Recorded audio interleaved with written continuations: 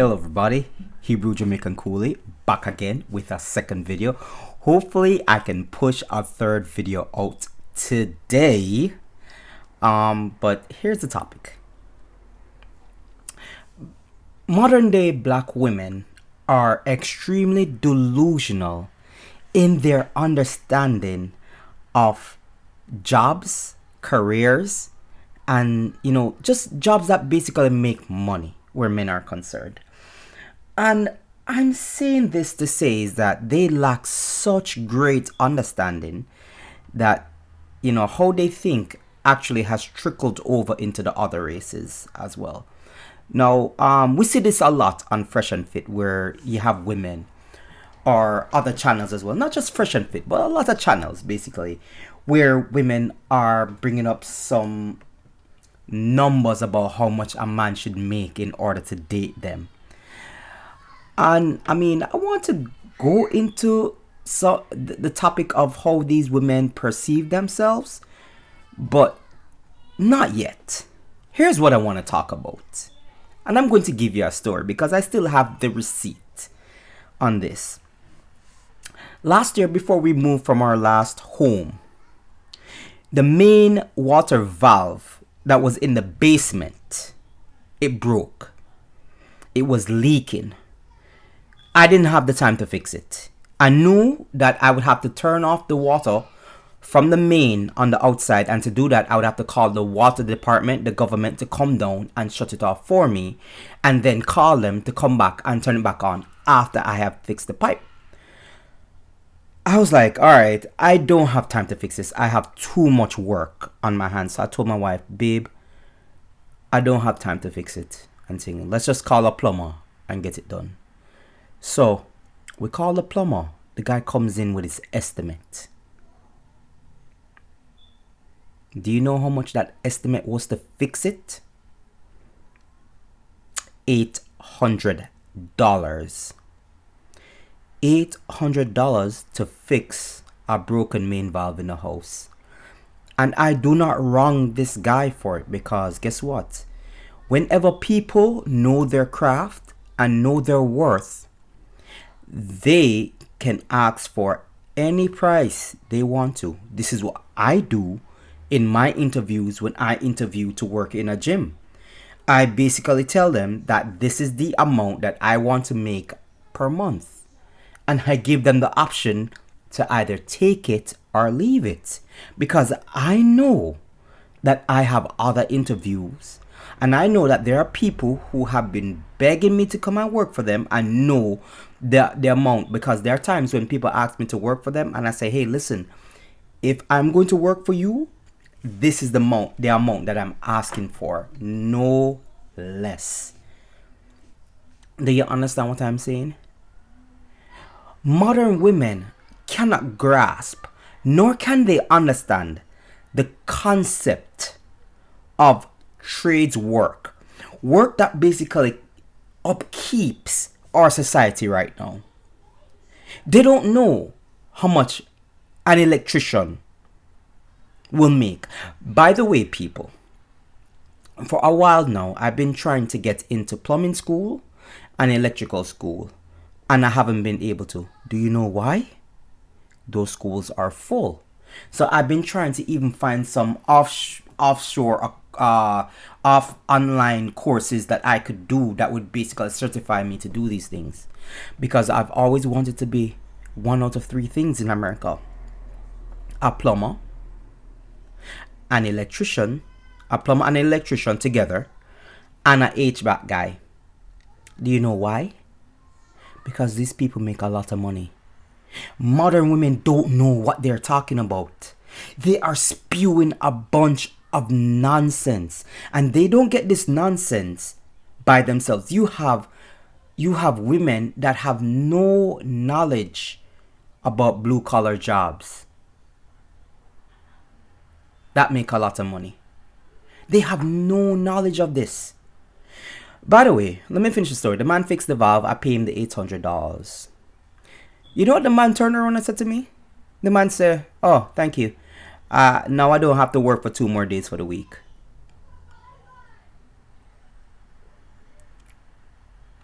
I honestly believed it was overpriced, but guess what? I also believed in the man's craft because I had called him before to fix another problem in our home, and I paid him for it, and the man's work is extremely good. So I paid him what he felt like he deserved and what he felt like he was worth.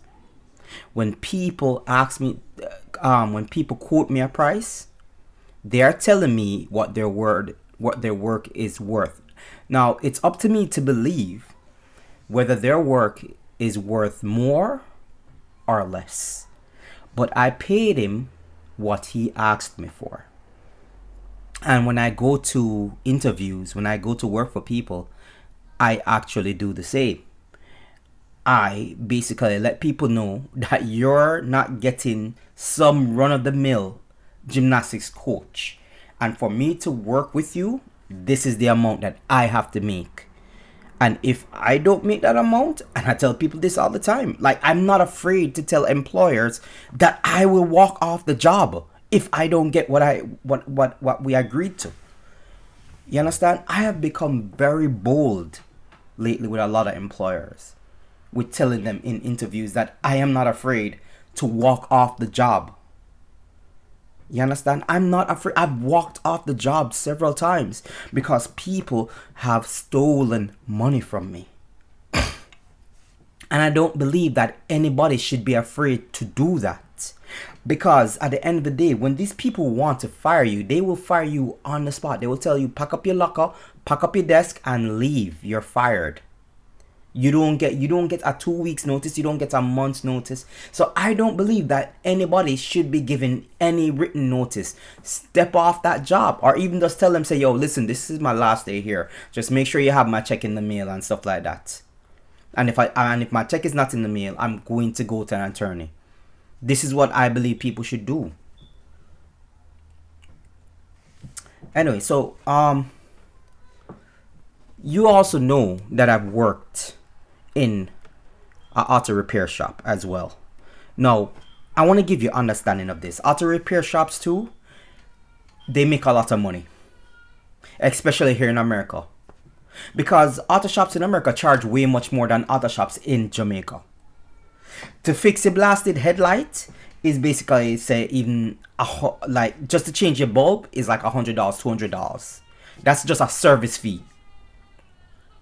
To change your oil, to do a service on your oil, change your brakes, whatever it is, that's basically $300, $150 to $300. How do I know this? Because I basically, I worked in a shop once up here. So I'm telling you, see, these women, they don't know what they are talking about, right? And I'm going to put it into numbers for you. You see, if you change the light bulbs of 10 cars' headlights, how much money is that? How much money is that? All right, let's even put it down to $100. If you change 10 of that, how much money is that you've made in a day from just 10 cars?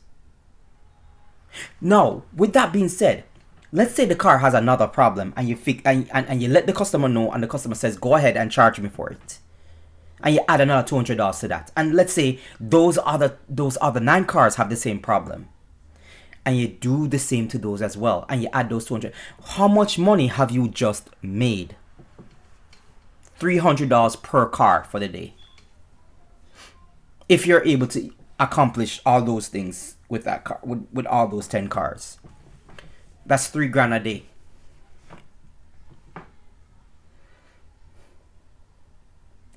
People charge me $110, right? That was the last time I did an alignment on my vehicle. $110 to do an alignment on a vehicle, right? And let me tell you something. I do not disrespect the craft because I have worked in the auto shop business.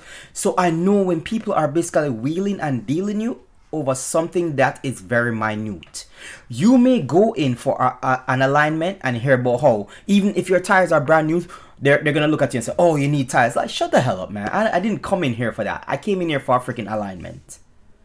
Don't even try. Like I go in and I tell people, yo, I've worked in this industry for years. So here's what. I come, I just want my freaking alignment. If there are any parts that I need to get to make sure the alignment goes right, let me know. Don't tell me no bull about what I don't need. Right? The other thing is that I fix my own car when time comes. And the reason why I do that is not because I want to be cheap, it's because I kind of like doing that. I kind of like fixing things that break. So I tend to basically like pull my car to the side, fix, like change my own brakes, change my own filter, change my own spark plugs, change my oil, change the gearbox oil as well. And you gotta be careful with that too. You have to be careful when you're changing the gearbox oil, because some people overfill it, drown out the gearbox, and the gearbox get destroyed that way. And then some people underfill it and basically burn it out within probably 2 months. So you also have to be careful. Yeah, you're supposed to know these things. Like, you know, my father brought me through all of that stuff. Like, yo, you put in this amount for the gearbox and thing. Daddy, how you know say it full? Well, da. You understand? How you know say you put in the right amount? Da. Sometimes you have to check the instruction manual too for certain vehicles. I pulled down my gas tank out of 2 vehicles, the 2 last vehicles that we had, the 3 last vehicles that we had. You understand? And pulling down a gas tank is not easy, especially if you don't have the right tools. Do you know how much they would charge you to pull down a gas tank? That's basically $700 to pull down your gas tank, for just for service charge, by the way. That's service charge, $700 to pull down a gas tank. And I did that for my vehicle. I still have the pictures. I still have the videos up. I've changed out my own radiator. Do you know how much to change out a radiator? That's $700 to change out a radiator, or $300 depending on the $300 to $700 depending on the vehicle. As a matter of fact, if it's a bigger vehicle, if it's a SUV vehicle, that can probably range to $1,200. Muffler work is not cheap on a vehicle. Muffler work is expensive. Muffler work will never go into like $100 unless they're welding some pieces on the muffler. Your muffler work is gonna start from $600 upwards. Why? Because I used to work in a shop where we had the muffler guy with us too. Modern black women, you don't know what you're talking about. You're spewing all of this nonsense and you don't know what you're talking about. People are tired of hearing you run your mouth. It's just rancid. It's rancid, yo. They don't know what they're talking about. Right? I want to touch on another piece too as well. This is what my wife and I was talking about. And my wife brought a situation to me that I actually remember we still probably do in Jamaica. You see, why you don't even hear most of these white women talk about this situation is because, let me tell you something. When white people are growing up, their parents are basically introducing them to other parents who own companies. Like, let's say Tom and Jane, they have a daughter named Anne, and their friends are Dick and Elizabeth.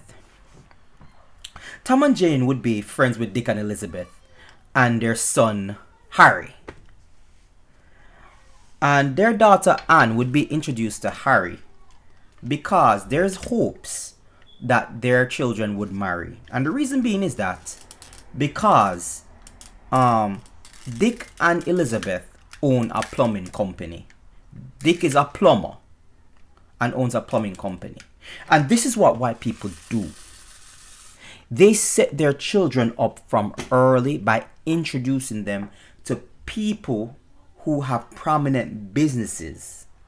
These are the people that they hang with. And being a gymnastics coach, this is something that I actually observe as well. The children who are mostly hanging out together are children whose parents actually own businesses. The children that are actually even dating are the children whose parents own businesses. So you basically see what's actually happening. As black people, we don't do that. We allow our children to date anybody we want. That's stupid. That is stupid. And this is what I was talking about. I'm not allowing my sons to talk to any and anybody. You understand what I'm saying? Because the wealth that I'm going to be starting to build this year, and the trust fund that I'm building for them right now, I don't want it to be going into careless hands. No friggin' woman's careless hands. Same thing for my daughter. She's not marrying any and anybody she come across. Because I don't want the trust fund that my wife and I are building for them to go into anybody's careless hands and lead them into friggin' poverty. Her mother and I struggled enough to bring them to a point where they're not going to be in poverty. We don't want that for them.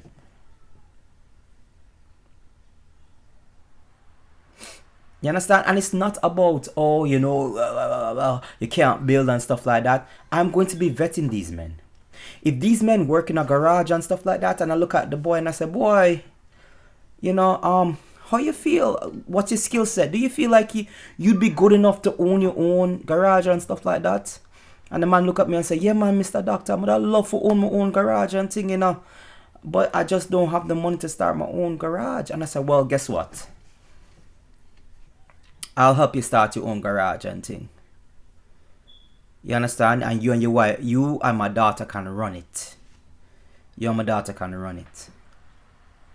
You see me? Same things with my son. I would look at their wives, see where their background is coming from, see how their parents basically live their lives, and see how they are currently living their lives right now, and say, son, you can't marry her because she's going to end up spending every dollar you earn, and it's going to lead you into poverty. And that's not what your mother and I raised you for.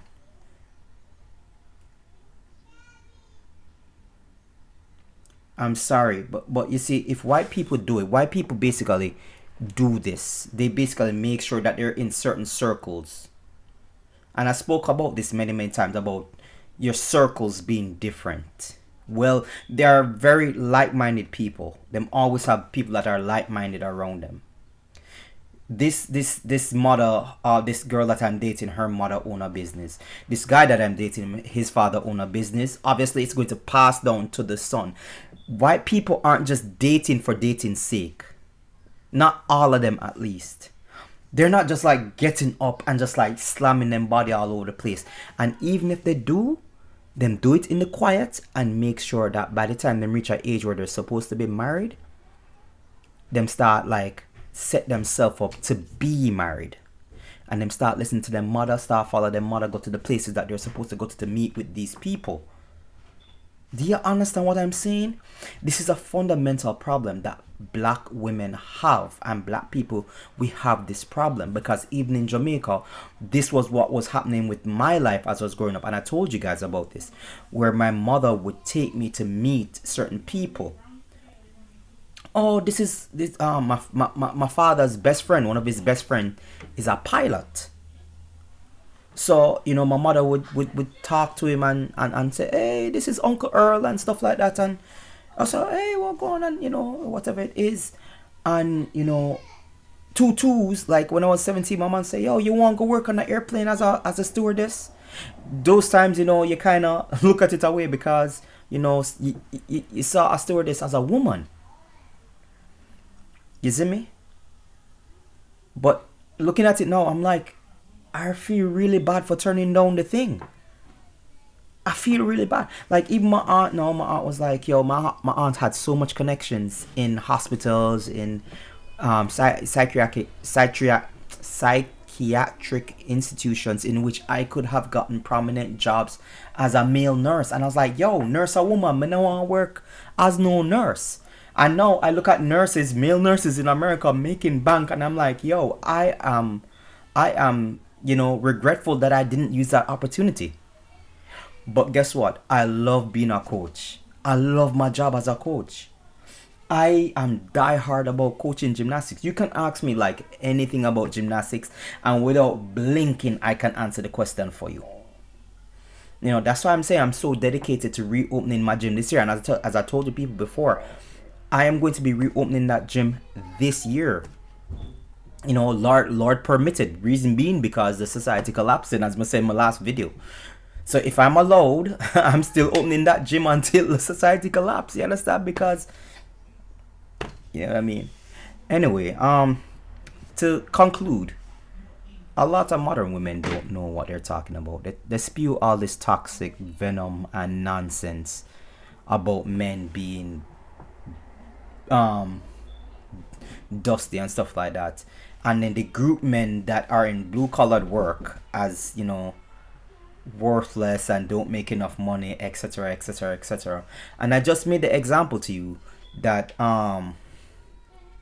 that a plumber basically did like, the guy did the job for half an hour, and that was basically $800.